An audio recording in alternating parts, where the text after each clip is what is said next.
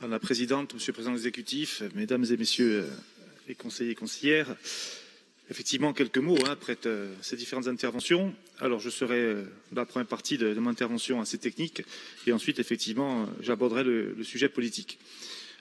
Tout d'abord vous dire que ce budget tout de même, il aurait été souhaitable, notamment dans les interventions qui sont venues non pas le critiquer mais le passer au crible et essayer de le mettre à terre, d'utiliser un mot tout de même, la crise. On a parlé, Xavier a parlé de contexte particulier. Je dirais que c'est un contexte exceptionnel, tant sur la situation économique et sanitaire que sur cette condamnation à cette amende. On n'est plus dans le particulier, on est dans l'exceptionnel. Nous n'avons jamais vécu ça. Et il est dommageable qu'intellectuellement, on n'ait pas été là-dessus. 2020, année catastrophique en termes d'économie due à la crise sanitaire. 2021, dans la continuité. Nous sommes aujourd'hui peut-être à l'aube d'une nouvelle crise sans précédent. Les chiffres flambent, il faut se le dire. Donc nous sommes dans une situation exceptionnelle. Et ça, il aurait été souhaitable de le dire. Et il faut le dire aux Corses.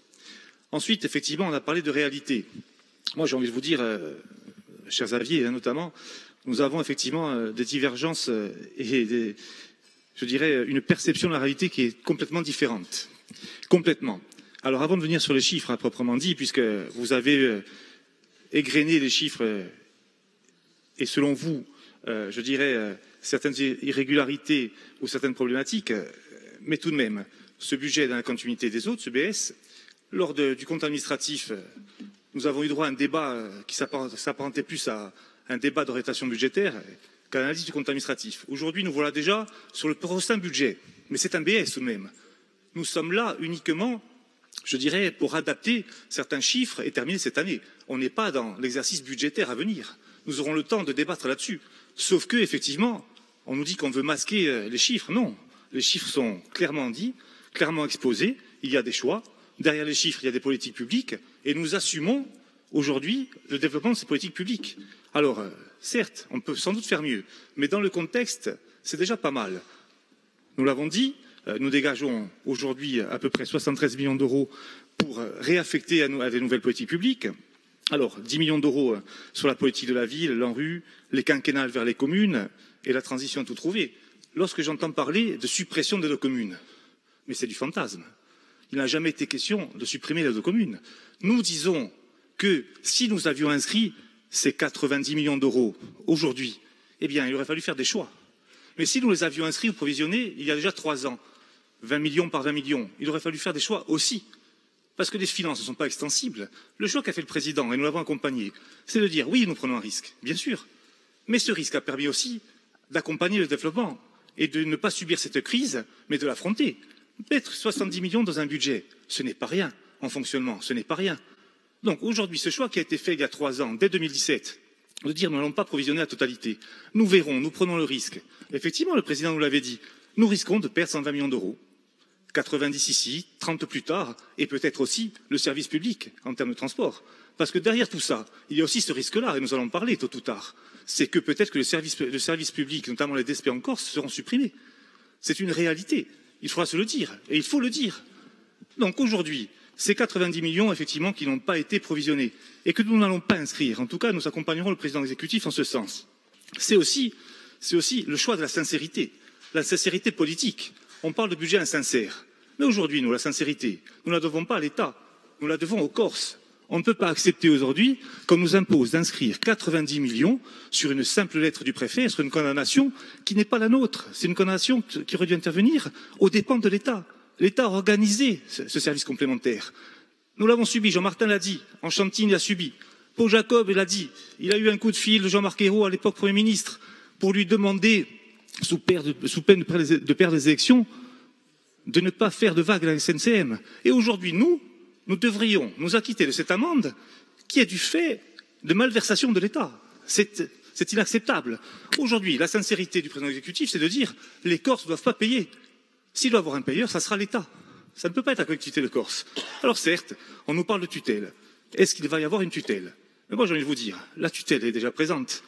La différence, c'est qu'on aura une tutelle, effectivement, officialisée, sauf qu'aujourd'hui, ce qu'on nous impose, c'est déjà une tutelle de l'État. Dans toutes les décisions qui sont prises, on nous met sous tutelle, petit à petit, jour après jour, mois après mois. La tutelle s'impose à nous. Alors on nous dit, Monsieur le Président de l'exécutif, vous avez gagné les élections. Mais bien sûr, c'est incontestable. Moi, la question que j'ai envie de poser, Jean-Martin, quand est-ce qu'on va accepter ce fait-là? Certes, nous avons gagné les élections, c'est incontestable. Je ne parle pas de vous, Jean-Martin, loin de là. Mais l'État, quand est-ce qu'il y aura acceptation de ce fait? 2015, 2017, 2021. Mais aujourd'hui, c'est un fait acquis, avec une progression systématique du vote nationaliste. Quand est-ce que l'État va accepter ce fait établi? Vous parlez souvent de pragmatisme. Ben, il serait temps d'être pragmatique. Oui, la majorité nationaliste aujourd'hui est au pouvoir, elle a gagné les élections. Alors je ne dis pas que dans cette assemblée, les gens le réfutent, loin de là. Par contre, au niveau de Paris, j'ai pas l'impression qu'on ait compris le message des Corses. Effectivement, peut-être qu'aux prochaines élections, ça sera plus 70%, mais 80%, à ce rythme-là. Alors, au niveau des chiffres, moi j'ai envie de vous dire aussi, vous parlez du passif Jacob, mais il est existant. On nous parle d'emprunt, mais bien sûr que l'emprunt est là. L'emprunt fait vivre aujourd'hui toutes les collectivités.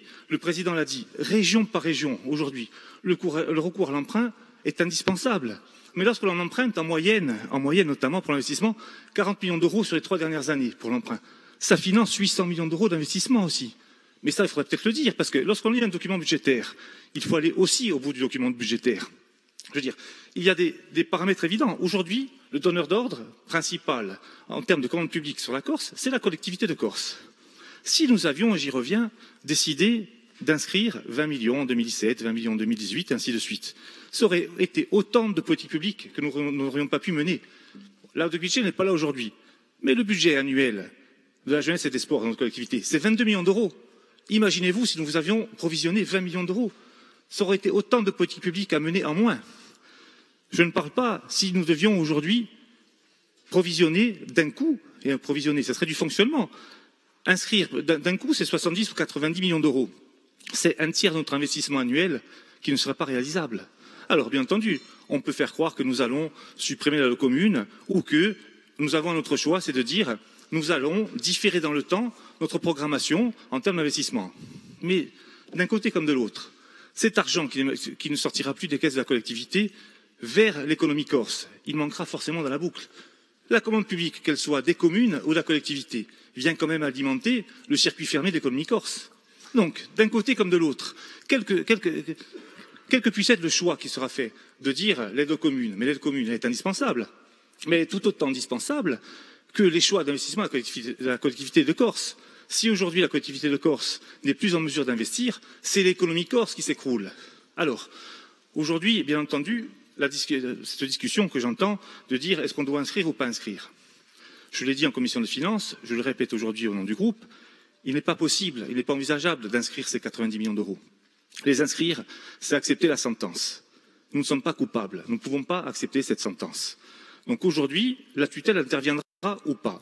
Le préfet aura 48 heures, effectivement, pour dénoncer ce budget qu'il jugera insincère, que nous jugerons sincère vis-à-vis des Corses, et ensuite, d'autres discussions, nous l'espérons, pourront être entamées. Alors, d'autres discussions avec le président de l'exécutif, peut-être les autres présidents de groupe, mais je pense qu'aujourd'hui, il faut la jouer collectif. On ne peut pas aujourd'hui, dans ce choix, d'un côté, dire au président de l'exécutif que c'est injuste, que nous ne sommes pas coupables, que depuis 2013, l'État n'a pas joué les jeux, et demander aujourd'hui d'inscrire ces 90 millions d'euros et d'obérer toutes les futures opérations de la collectivité de Corse. Nous sommes dans l'obligation, Paul Félix l'a dit, d'aller au combat. Aujourd'hui, il faut combattre. Il faut combattre un système qui vise à oublier ou à effacer le statut particulier de la Corse, comme si nous étions une région normale, comme toute autre région française. Donc aujourd'hui, ce que nous disons, c'est que ce BS, c'est un BS qui va permettre notamment de poursuivre nos politiques publiques, que ce soit à destination des jeunes, dans le social, sur les routes, 10 millions d'euros pour les départementales, l'aérien, le maritime, la forêt, ça a été dit. Alors oui, peut-être que nous aurions pu mettre plus, mais nous sommes aujourd'hui dans une situation contrainte due à la crise. Donc, Monsieur le Président exécutif, en ce qui concerne notre groupe, bien entendu, et mes collègues vont poursuivre, nous vous accompagnerons dans vos choix.